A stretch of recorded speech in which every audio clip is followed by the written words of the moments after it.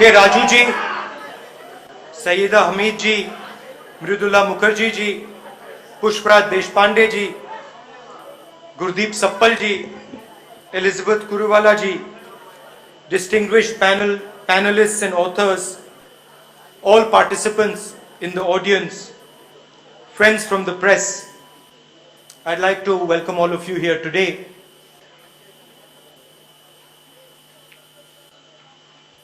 This particular topic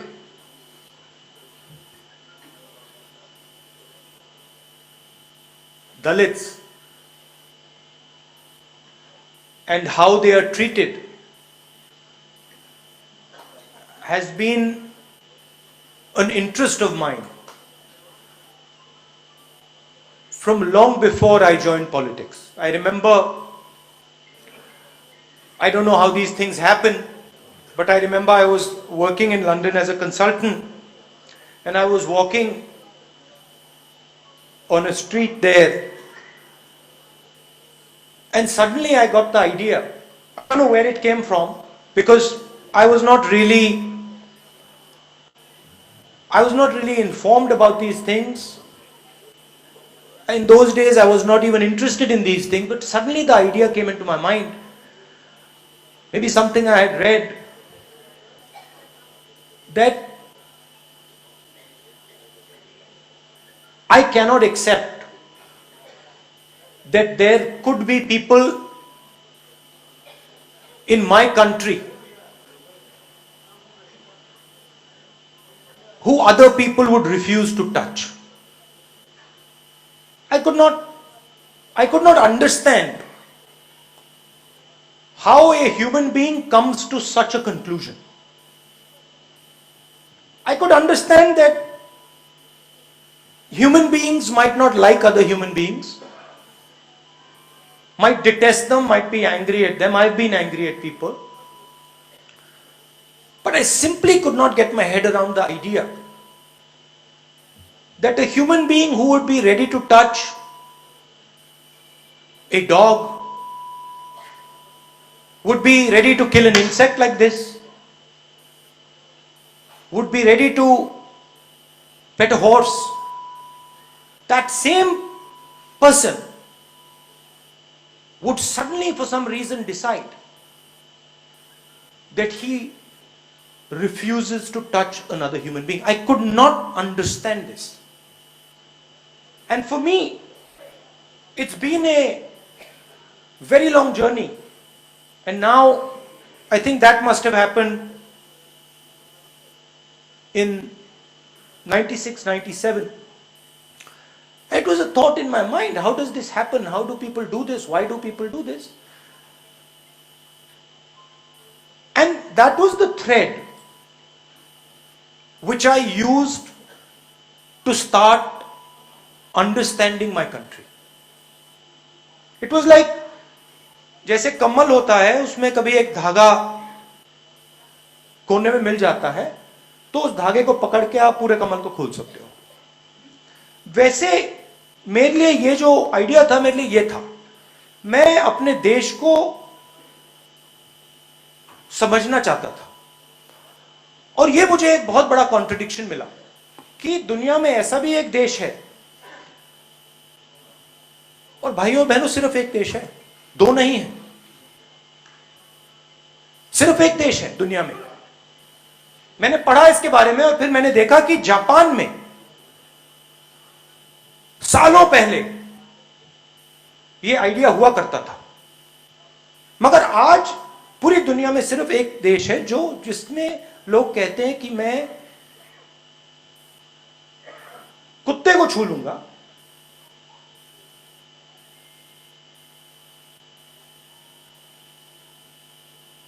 cockroach को मार दूंगा,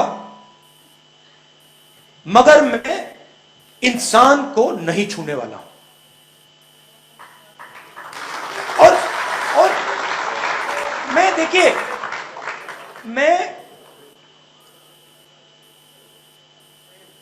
एक तरफ तो मुझे ये अच्छा नहीं लगा कि ऐसा हो सकता है, मगर शायद पता नहीं मैंने अपने परदादा की किताब पढ़ी थी, डिस्कवरी ऑफ इंडिया। तो मेरे दिमाग में यह आ गया कि मैं इस बात को समझना चाहता हूं, यह होता क्यों है, why exactly does this happen, and I have studied it now, certainly since I was in politics from 2004 to today. It's been in the back of my mind. What is this? What is this? Why is this happening? Why is this happening? I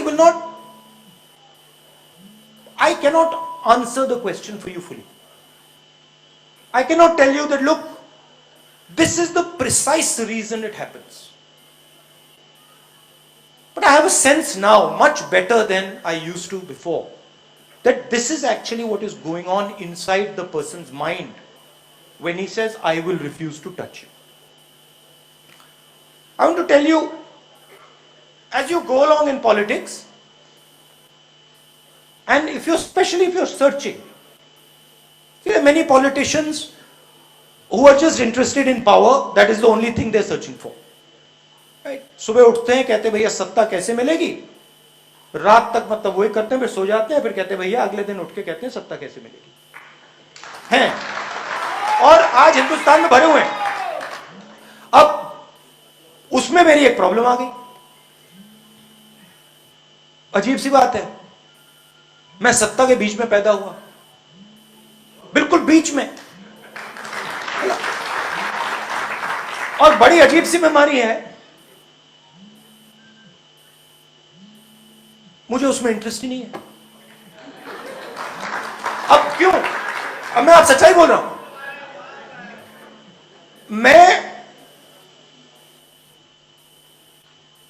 मैं रात को सोता हूं,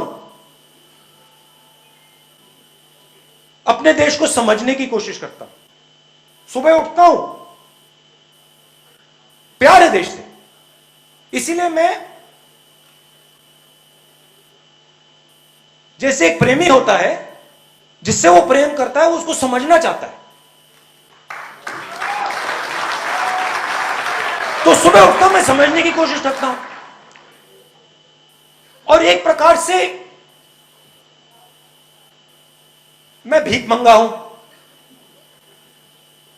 नहीं नहीं सुनो, क्यों? क्योंकि मेरे देश ने बिना कोई कारण पूरा का पूरा प्यार मुझे दे दिया, तो मैं मेरे सुनो सुनो सुनो सुनो मेरे ऊपर एक डेट है, कर्ज है, और मैं सुबह उठ के कहता हूं कि ये जो प्यार मेरे देश ने दी मुझे, ये जो इज्जत मेरे देश ने दी, इसको मैं निभाऊं कैसे? अच्छा, देश ने सिर्फ मुझे प्यार नहीं दिया, देश ने मुझे जूते भी मारे। नहीं, आप समझ नहीं सकते कितनी जोरों से, कितनी हिंसा से इस देश ने मुझे मारा है, पीटा है। तो मैंने सोचा ये हो क्यों रहा है, और जवाब मिला, देश मुझे सिखाना चाहता है। देश मुझे कह रहा है कि तुम सीखो, तुम समझो,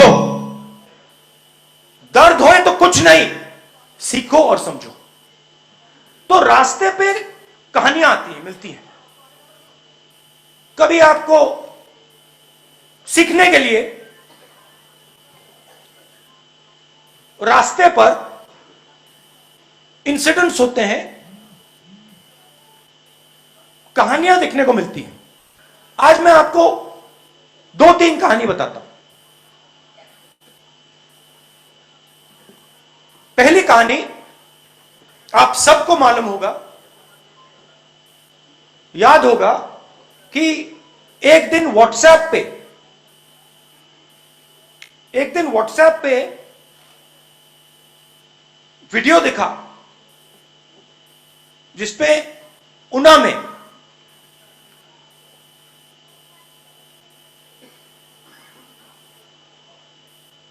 युवाओं को लाठी से पीटा जा रहा था, याद है आपको? नंगा करके सबके सामने लाठी से उनको धड़ाधड़ धड़ाधड़ धड़ाधड़ मारा जा रहा था। एक आदमी को नहीं पीट रहा था, एक झुंड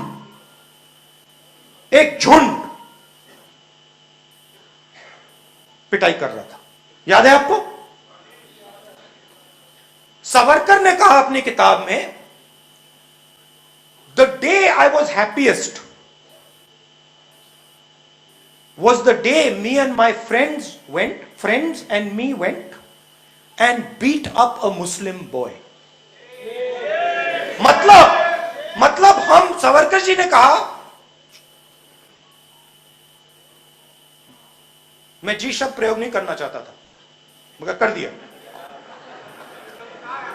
संस्कार है, मगर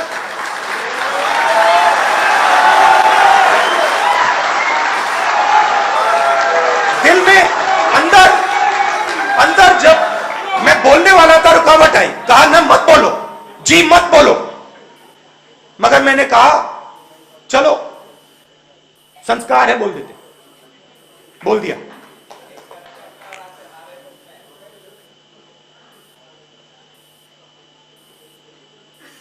एक झुंड 10, 15, 20 लोग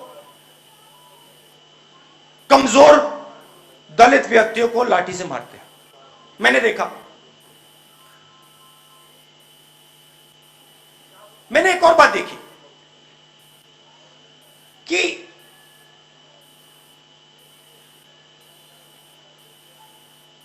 एक तरफा था, चांस ही नहीं था। जैसे अब रूस और यूक्रेन के बीच में लड़ाई हो रही है, रूस ने सोचा कि दबा लेंगे, मगर लड़ाई हो गई, दोनों तरफ लड़ाई हुई।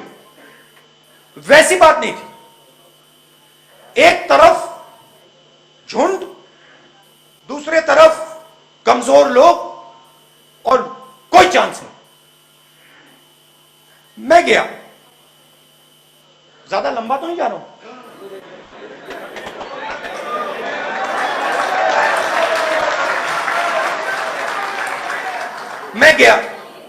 मैं उना गया और चारपाई पे जाके उनमें से एक लड़कों के घर गया और उनके पिता के साथ मैं चारपाई पे बैठा और उनका मैंने ऐसे हाथ पकड़ा और उनका हाथ कांप रहा था, मेरा हाथ उनके हाथ के ऊपर, हाथ कांप रहा था, डरे हुए थे। जैसे ये मीडिया है वैसे थोड़ा दूर मीडिया था, मैंने उनके डर को छुपाने के लिए मैं मीडिया के सामने आ गया और उनको थोड़ा मैंने ऐसे कर दिया कि मीडिया को ना दिखे कि इनका हाथ कांप रहा है। यह बात राजनीति में करनी पड़ती है, डर छुपाना पड़ता है उनका।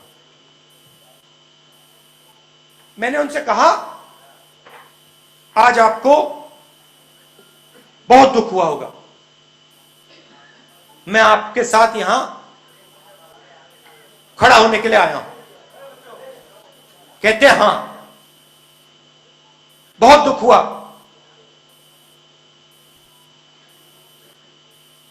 मैंने अपने आप से कहा कि ऐसे देश में मैं रह नहीं सकता हूं।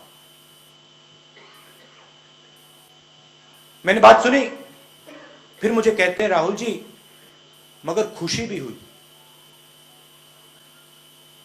मैंने कहा खुशी हुई? खुशी किस बात की? कहते राहुल जी पहली बार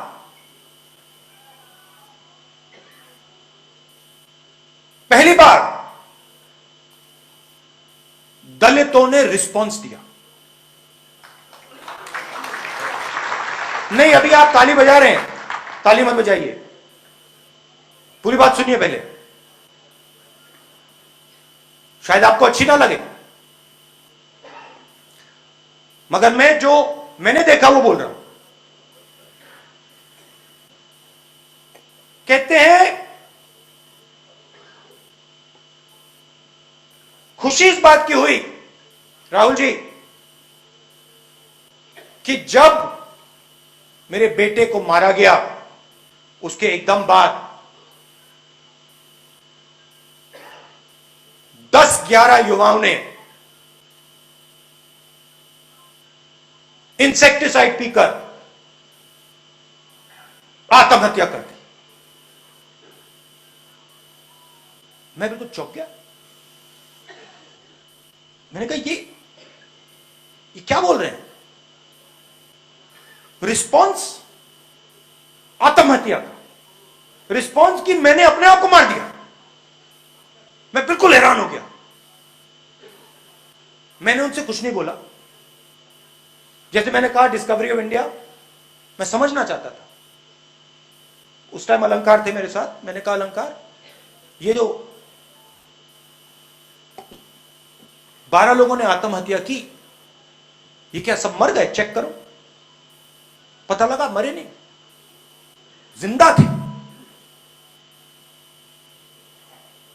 मैंने कहा कहां है? अस्पताल में है, यहां से 150 किलोमीटर 200 किलोमीटर दूर।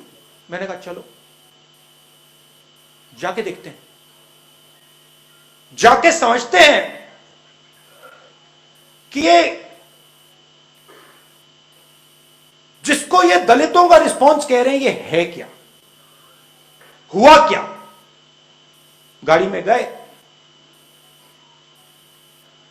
आईसीयू में पहुंचा। आईसीयू में एक लड़का, दूसरा, तीसरा, चौथा, पांचवा, छठा, ऐसी लाइन लगी थी।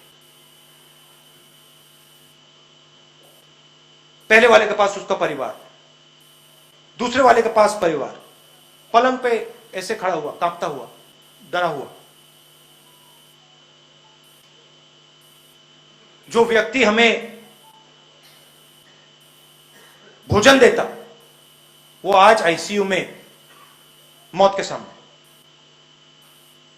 मैं पहले परिवार के पास गया, नमस्ते की और मैंने पूछा कैसा है लड़का। परिवार को कोई कुछ मालूम नहीं था। डॉक्टर को मैं साइड में ले गई। डॉक्टर से मैंने कहा अंग्रेजी में, क्योंकि मैं उनको समझ ना आए, मैंने कहा doctor what is his condition like. Doctor मेरे कान में कहता है he is not going to survive, बचेगा नहीं। अब मैं क्या करूं? परिवार को तो ये कह नहीं सकता, मगर मुझे मालूम है कि ये बेचारा युवा जो है ये बचेगा नहीं। दूसरे के पास गया, डॉक्टर ने सेम चीज कही। तीसरे के पास गया, डॉक्टर ने सेम चीज कही कि बचेगा नहीं। मैंने सोचा कहां गया मैं। चौथे के पास गया, डॉक्टर कहता है ये बच जाएगा। बड़ी खुशी हुई मुझे, चलो ये तो बच जाएगा। मगर वो होश में नहीं था। उसके पास वाला जो लड़का था वो थोड़ा होश में था। मैंने डॉक्टर से पूछा ये बचेगा? कहते ये बचेगा। फिर मैंने कहा, थोड़ी कॉन्फिडेंस आ गई मुझे, मैंने कहा भैया ये बाकी बचेंगे? डॉक्टर कहते मुझे लगता है कि ये सब बच जाएंगे। खुशी आई। जिसके पास जो होश में था मैं उसके पास गया। मैंने उससे कहा कैसे हो?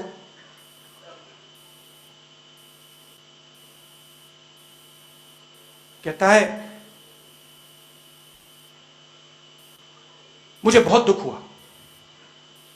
मैंने कहा किस बात का? कहता है जब मैंने व्हाट्सएप देखा कि मेरे भाई को एक तरफा कुत्ते जैसे मारा जा रहा है, मैं उसको सह नहीं पाया। मैं सह नहीं पाया। मैंने कहा क्या किया? कहता है मैं गया, अपने घर में गया, इंसेक्टिसाइड की बोतल मैंने उठाई, इंसेक्टिसाइड पी, उसके बाद में यहां जगा, आत्महत्या करने की कोशिश। हाथ पकड़ा उसका, मैंने उसको कहा तुम अब बिल्कुल ठीक हो, कोई प्रॉब्लम नहीं है, डॉक्टर ने कहा है कि तुम बच जाओगे, घबराओ मत, जो भी मदद हम आपकी कर सकते हैं हम करेंगे। अगले लड़के के पास गया, पूछा भाई क्या हुआ? जब मैंने वो व्हाट्सएप देखा मेरे दिल में तूफान आया कि मेरे भाई को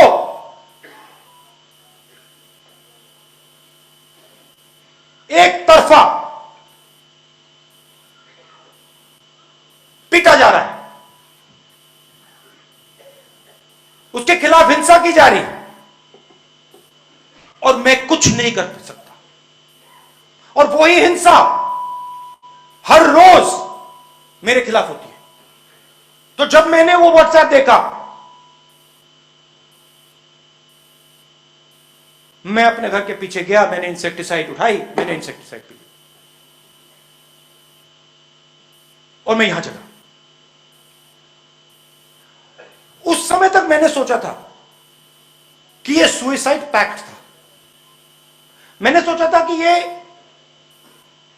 10-12 लोग एक साथ मिलकर इंसेक्टिसाइड पिए, मगर मुझे बात समझ आई कि नहीं, यह सुइसाइड पैक्ट नहीं था, यह हर दिल के अंदर आग जल रही थी, हर दिल के अंदर केरोसिन थी और उस पर चिंगारी जैसे लगी, वो 12 अलग अलग जगह आग लगी। अगले लड़के के पास गया, मैंने कहा, यह थोड़ा होश में था, मैंने कहा क्या हुआ, तुम यहां कैसे आए? सेम जवाब, राहुल जी मैंने व्हाट्सएप देखा, मेरे देश में मेरे खिलाफ हर रोज ये होता है, सह नहीं पाया, इंसेक्टिसाइड पी ली।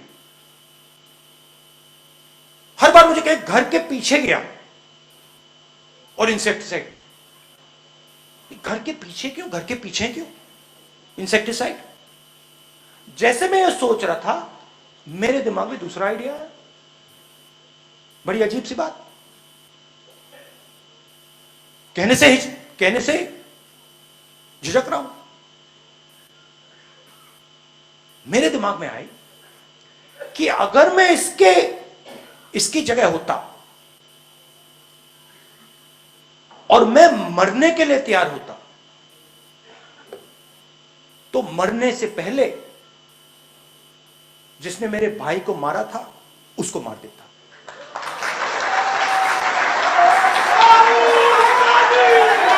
मैंने कहा, मेरे दिमाग में आया कि अगर मेरी बहन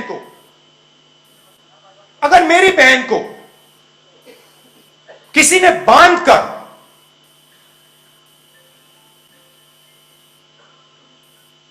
कुत्ते जैसे मारा होता, तो मैं आत्महत्या करने से पहले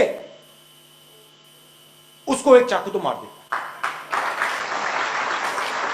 अच्छा, मेरे पिता को मारा गया और मैंने वो नहीं किया। मेरे दिल में मेरे पिता के हत्यारों के खिलाफ कोई नफरत नहीं है, मगर जब अस्पताल में था मैंने सोचा कि यार अगर मेरे साथ ये होता मैं मार देता। तो मैंने उससे पूछा, मैंने कहा भाई एक बात बताओ, तुम अखबार पढ़ते हो? कहता है हां। मैंने कहा आपने अखबार में जिसने मारा उसका नाम पढ़ा? आप उसका नाम पता लगा सकते हो? कहता है हां, पता तो लगा सकता हूं। मैंने उससे कहा आपके रसोई में छुरी है? कहता है हां, छुरी तो है, ये आप मुझसे क्या पूछ रहे हो? मैंने कहा मेरे दिमाग में एक बात आई। कहता क्या? मैंने कहा अगर मैं आपकी जगह होता और मैं अपने आप को लाश बनाने के लिए तैयार होता, आत्महत्या करने के लिए तैयार होता, तो आत्महत्या करने से पहले पता लगाता ये कौन है जिसने मेरे भाई को मारा, रसोई से चाकू निकालता, बस में जाता, उसके घर जाता, छाती में छुरा मार देता। उसका चेहरा सफेद हो गया। मुझे कहता है ये आपने क्या कह दिया? ये आपने क्या कह दिया? मैंने कहा क्या कहा? अगर मेरी बहन को कोई इस प्रकार मारता, मैं उसको मार देता। मुझे कहता है राहुल जी आप बात नहीं समझे क्या? आप इतने विद्वान, आप क्या बात नहीं समझे? मैंने कहा क्या बात? कहता आपको यह नहीं मालूम कि अगर मैं उसको मार देता तो मैं फिर से दलित पैदा हो जाता। मैं हिल गया। मैंने कहा ये क्या बोला? कहता राहुल जी मैं तो मार ही नहीं सकता।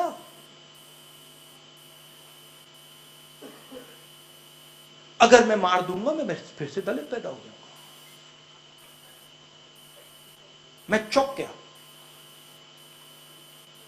और मुझे बात समझ आई। मैंने सोचा कि इस व्यक्ति के कंधे पे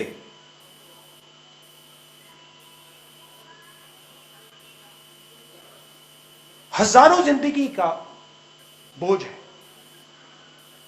हजारों लाखों जिंदगियों का बोझ उसके कंधे पे है। वो उस बोझ को उतार नहीं पा रहा है, इसलिए कह रहा है कि मैं मार नहीं पाऊंगा। यह थी पहली कहानी। दूसरी कहानी,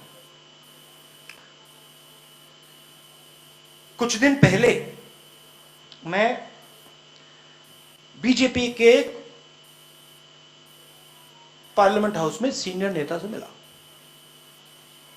बातचीत हुई, डाइट की बात कर रहा था, एक्सरसाइज की बात कर रहा था, और मैंने उनसे सवाल पूछा, क्या आप पुनर्जन्म में बिलीव करते हो? बीजेपी के नेता, क्या आप पुनर्जन्म में बिलीव करते हो? कहता है मैं तो नहीं करता। तो फिर मैंने कहा अगर आप पुनर्जन्म में बिलीव नहीं करते हो तो फिर आप राम में कैसे बिलीव कर सकते हो? चौंक गया। कहता है बात तो सही है, बाहर किसी को मत बता दियो।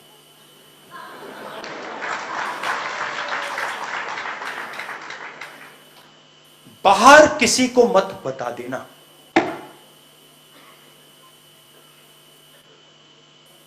तो आज हो क्या रहा है? आपने कॉन्स्टिट्यूशन की बात की। कॉन्स्टिट्यूशन हिंदुस्तान का हथियार है, मगर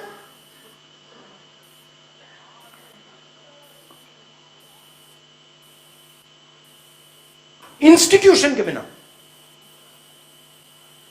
कॉन्स्टिट्यूशन का कोई मतलब नहीं। फिर से सुनिए, इंस्टीट्यूशन के बिना कॉन्स्टिट्यूशन का कोई मतलब नहीं है।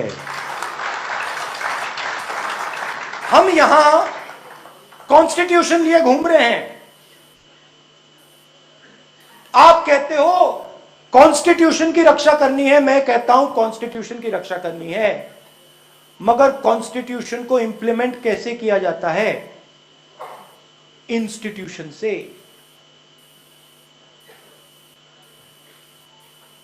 इंस्टीट्यूशन सबके सब आरएसएस के हाथ में है।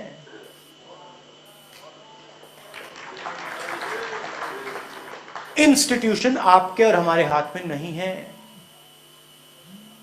अगर इंस्टीट्यूशन आपका और हमारे हाथ में नहीं है तो कॉन्स्टिट्यूशन हमारे हाथ में नहीं है। और ये कोई नया आक्रमण नहीं है। ये आक्रमण उस दिन शुरू हुआ जब महात्मा गांधी की छाती में 3 गोलियां डाली गई थी।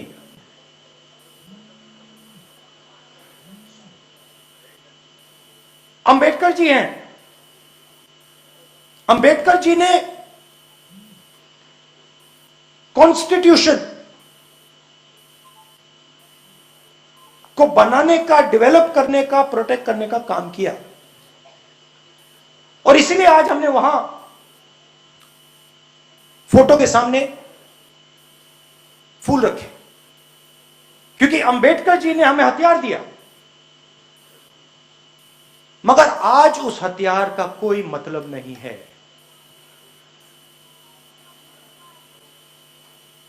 मतलब ही नहीं है, क्योंकि जो, जैसे गाड़ी है, गाड़ी बहुत सुंदर है, गाड़ी में आपको जयपुर जाना है, गाड़ी में 5 लोग बैठे हैं, 4 लोगों को जयपुर जाना है और ड्राइवर आगरा जाना चाहता है। बात समझ आई?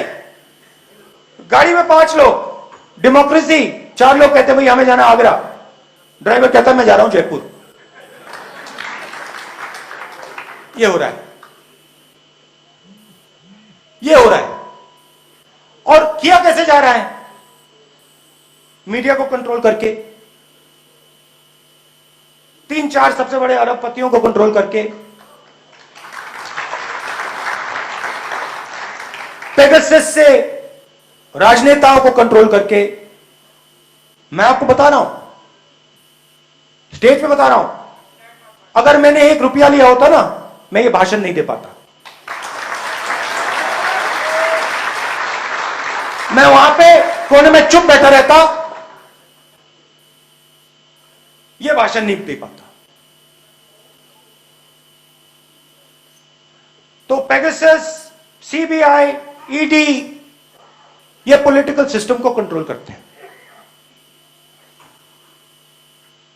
कोई राजनेता, जैसे आपने देखा होगा मायावती जी ने चुनाव नहीं लड़ा,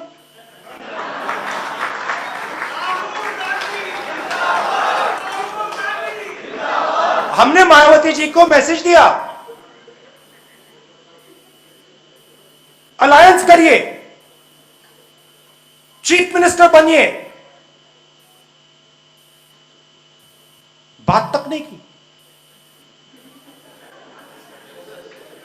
बात तक नहीं की। जिन लोगों ने, कांशीराम जी ने, रिस्पेक्ट करता हूं मैं, खून पसीना देके दलित आवाज जो थी उत्तर प्रदेश की, उसको जगाया।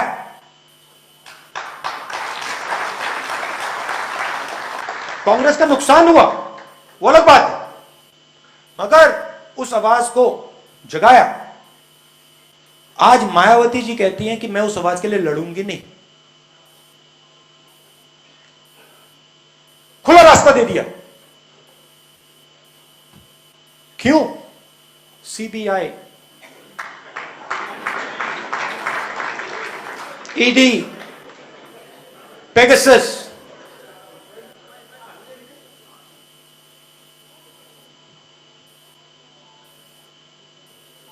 लड़ाई सिर्फ जनता कर सकती है। जब तक हिंदुस्तान कि जनता के अंदर जो आवाज है, जब तक वो नहीं निकलेगी,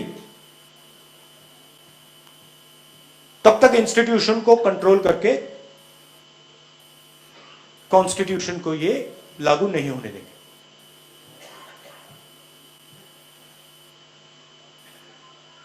ये आज हिंदुस्तान की सच्चाई है। काफी लोगों को बात अच्छी लगे, दूसरों को ना लगे, कॉन्स्टिट्यूशन काम नहीं करता है तो सीधी चोट डायरेक्ट कमजोर लोगों पर जाके पड़ती है।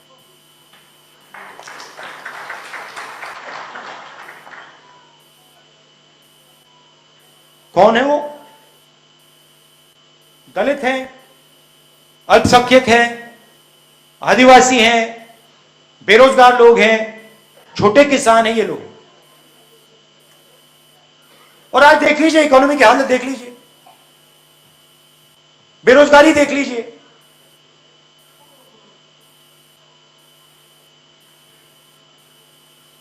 तो लड़ने का समय है। और जो अंबेडकर जी ने कहा, जो गांधी जी ने कहा,